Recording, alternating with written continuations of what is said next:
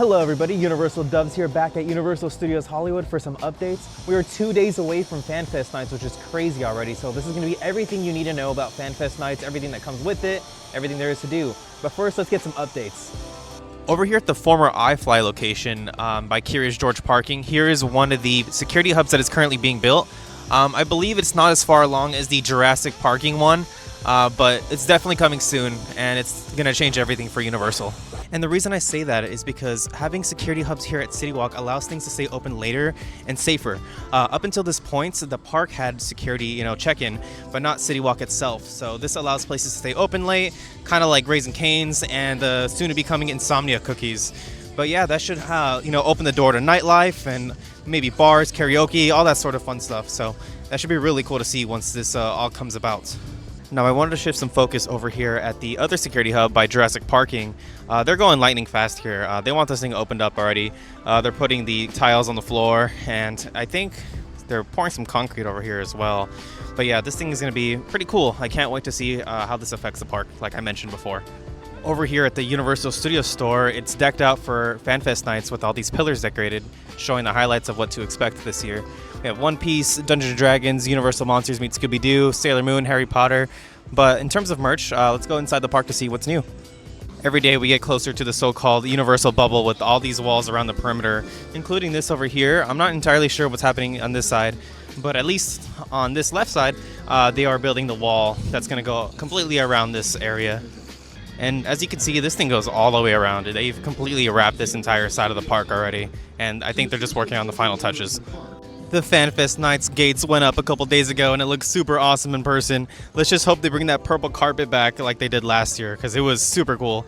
But yeah, I'm really happy to see this gate over here. I love seeing collages of all the IPs that are going to be represented this year. And if you guys like this type of content with Universal updates, please consider subscribing and liking, as it really does help the channel grow and keeps this train going. Looks like a FanFest night store is coming to the Future Presentation store over here at the front of the park, and there's even a window display up already. Looks like we have, the same stuff as the other stores, but it's still cool to have a shop over here close to the entrance. Yeah, I really love this collage shirt. I cannot wait to get it. I wish we had one of these last year. The Time Machine DeLorean is covered right now because it looks like it's about to rain, so let's keep these updates going. And it looks like we got some Forbidden Forest merch for FanFest nights, such as this Spirit jersey here, which looks like it's going for about $85. We also have this shirt that came in and some plush that looks like it made its way from Epic Universe. But yeah, cool that we have FanFest Harry Potter merch. Just wanted to take a quick peek over here at the FanFest nights merch, see if anything new came.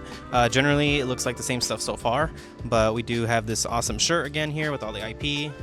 The Mystery on the Backlot shirt, which I know it's going to go super quick, so I wouldn't sleep on that at all. Looks like we have a restock on these little Yoshi shoulder pals. Really cool. And this awesome cup here, which even includes the Jurassic World event that hasn't even been officially announced yet. So hopefully we hear more about that soon.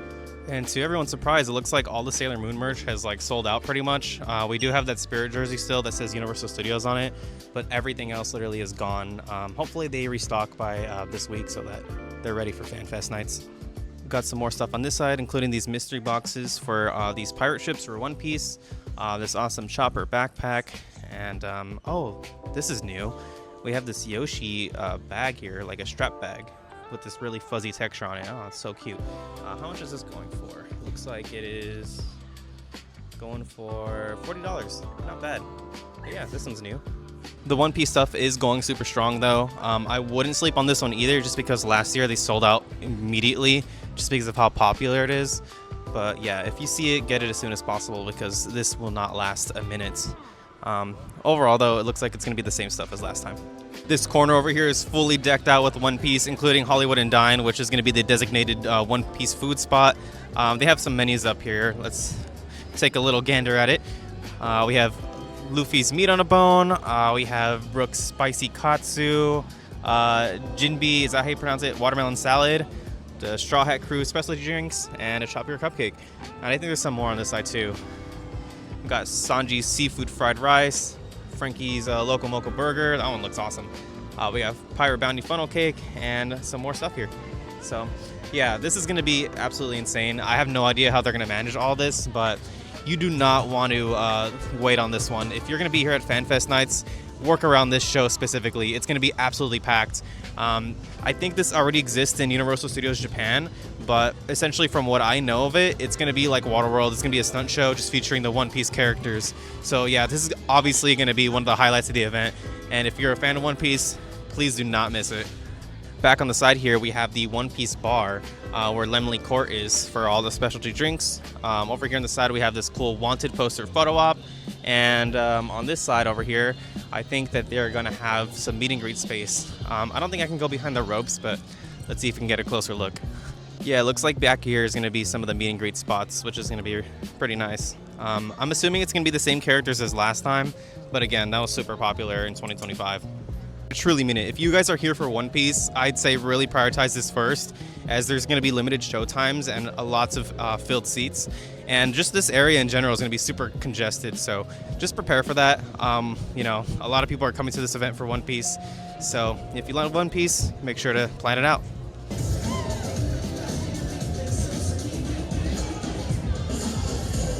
Over here in the Universal Plaza, it looks like we're getting some either live music or a DJ back over here. I don't really see much going on other than that in terms of like food and drinks, but yeah, at least there's going to be some sort of live entertainment here, which is going to be pretty cool. Even though it's still drizzling outside, we still have people working on Fast and Furious Hollywood Drift. I really hope we get an opening date soon. I'm super excited for this coaster. It's going to be great having basically a Velocicoaster style coaster over here at Universal Studios Hollywood finally. No one else would have done this. No one else would have, you know, done this on a hillside. This is definitely a Universal exclusive thing that they would only do. Other than that, though, it looks like a lot of the gravel's still being put in place, and we do have scaffolding over here by the brake section. So I wonder if there's like any last-second changes going on, or just kind of just preparing. I'm not sure, but hopefully we do get an opening date, like I said, and you know, hopefully this thing is open during Halloween Horror Nights too, because that's definitely going to change everything. Quickly wanted to share a little fun fact over here in the Parisian Courtyard. A friend of mine did tell me that there used to be this rain simulator over here. Before, you would just click this button, and basically there's a sprinkler system that would come out of these little holes on the top and simulate how it would be raining. And even the drains are still here from before. But yeah, supposedly this effect hasn't worked in a very, very, very long time. But yeah, I thought that was really interesting. The next big FanFest update to be prepared for is watching the Sailor Moon show over here at the DreamWorks Theater. This has existed, I believe, in Universal Studios Japan, but it's completely new to Universal Hollywood. I wouldn't underestimate this either, just because this does have a very dedicated fan base, as this is a very classic anime. And after you're done, you can even see a meet and greet of Sailor Moon over here. So they've even decorated the walls and the panels over here to see Sailor Moon. I don't know if we'll see other characters, but yeah, that's a really unique opportunity for FanFest nights for sure. Here's a closer look at those window panels. I'm not really familiar with these characters, but I'm definitely interested in watching this because I know it is very beloved.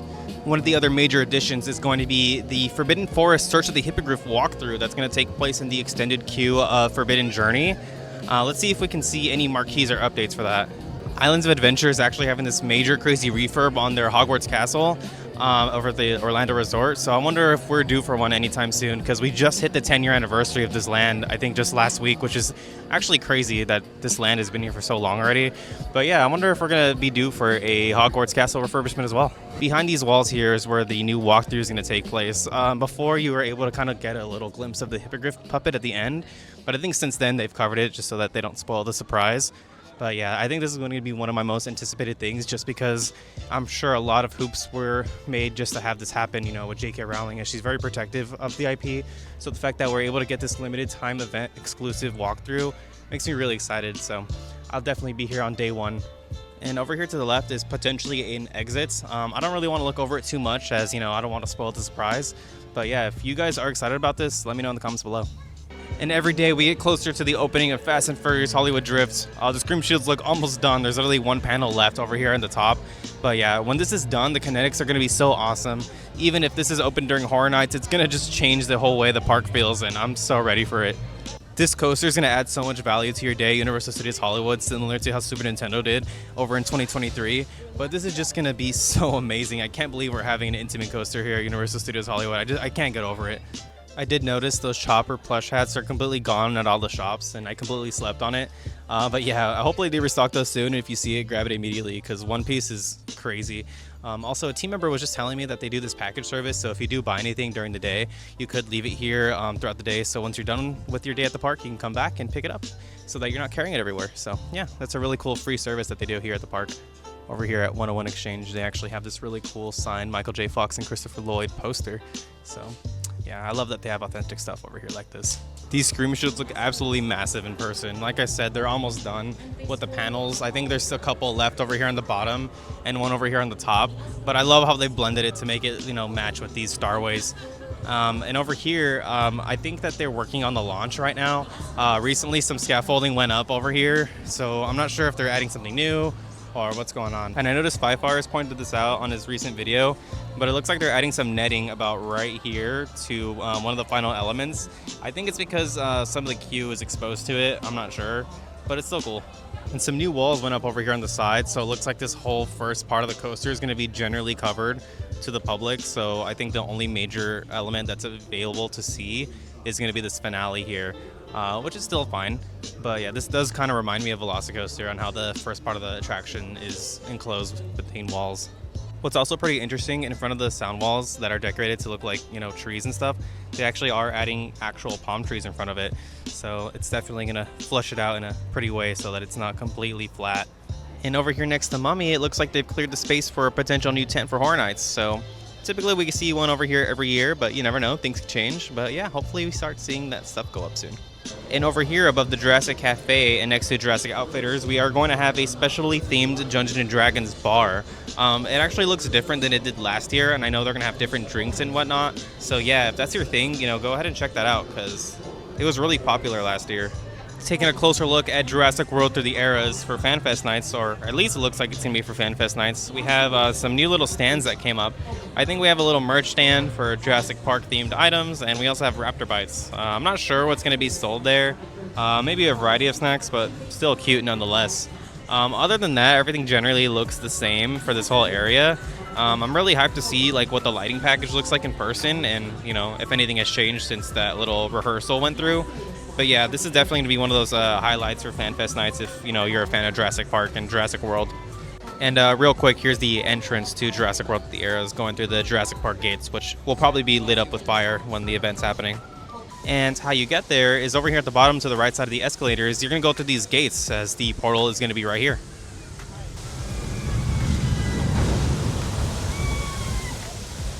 And like I mentioned earlier, next to Jurassic Outfitters is going to be the entrance to the Dungeons & Dragons bar, the First World Tavern.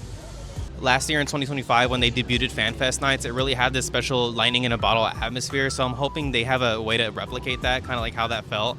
So hopefully we see something similar.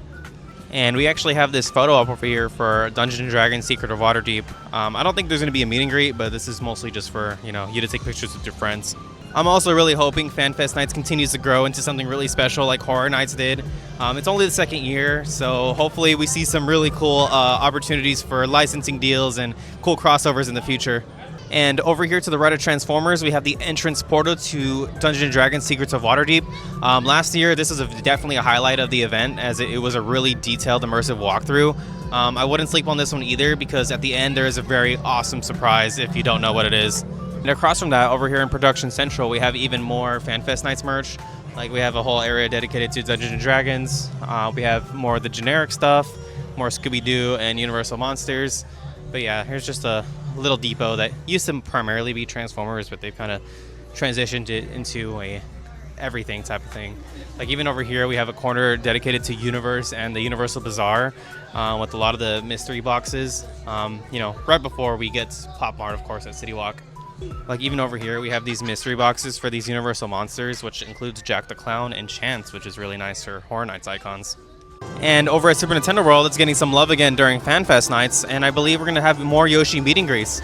Details are a little limited on what's going to take place here during FanFest nights, but it's probably similar to last year, where we're able to do an egg hunt for Yoshi and have the opportunity to meet one of the rare ones, like a pink or blue one. I know this time around they're advertising a yellow and purple one, I believe. Not confirmed yet, but we'll definitely check it out when we're here. Just showing the merch over here for, the Yoshi FanFest stuff. Like I said, they're advertising a purple one and a yellow one this time around. Last year we were able to meet the green, pink, and blue one. So hopefully this time they add new colors to kind of give a little more variety. But yeah, I'm really looking forward to it. This giant blue Yoshi pillow plush is also new as well. Last year they introduced the green and pink version, but now this time we're able to get the blue one, and it's selling for about $95. Really cool. So if you want to get that, add it to your collection, it's going to be here at the Nintendo store. And over here at Toadstool Cafe, we are getting new Yoshi drinks for FanFest nights. Last year we did have the apple one, but they're adding 2 new ones this time. So if you're interested in that, it's going to be over here in the lower lot at Toadstool Cafe. In terms of the Yoshi event, hopefully they find a better system compared to last year because it was absolute madness. It was really fun, but hopefully they find a system where it's less chaotic over at Super Nintendo World. Looks like they're applying another one of the decals to the new sound wall. Really cool to see this in action. Over at the lower lot, they are working on the new Horror Nights house, rumored to be Killer Clowns from Outer Space. Shout out to HHN365 for taking a look at the layout to kind of matching it scene by scene. Nothing's confirmed yet, but so far it looks like Killer Clowns, which I am personally really hyped for because it'll never get old to me. And since the rain's starting to trickle in, we're going to get on the studio tour to finish off the day to hopefully get some really cool Horror Nights updates, so stay tuned. Here's the entrance portal to Scooby-Doo Meets the Universal Monsters Mystery on the Back Lot. And right now, the studio tour is at a 5-minute wait, so let's see what we find. Lose or ruin anything you have brought with today. And last, for the safety of those sitting around you, we ask please do not use selfie sticks on the tour. That's it though. We keep it relatively simple here for you. So as we now make our way down what is called the timeline of our studio property to film. But hey, we don't only make movies here, we do it all. Remember, Universal Studios is all part of NBC Universal, which is one of the world's largest entertainment companies. So it does include Universal Pictures and Focus Features, but also Peacock and NBC Television. And this year, NBC is... You know what? I love being around talented, wonderful, hilarious people. I also get to work with Chelsea Fry. How about you, Chelsea? What's your favorite? Oh, I love waving to the trains. Oh. Okay. You can probably stop waving now. No, it's fine. Just try. Yeah? Yeah, just try. It's great. And the paper was largely filmed within some of these sound stages on your right-hand side now. But a bit more recently, in these stages 16 and 17 there to your right, they were working on film. From one of the most iconic movie sets into one of the largest outdoor movie sets ever built for a motion picture. This is the airplane crash set from Steven Spielberg's movie War of the Worlds, starring Tom Cruise and Dakota Fanning.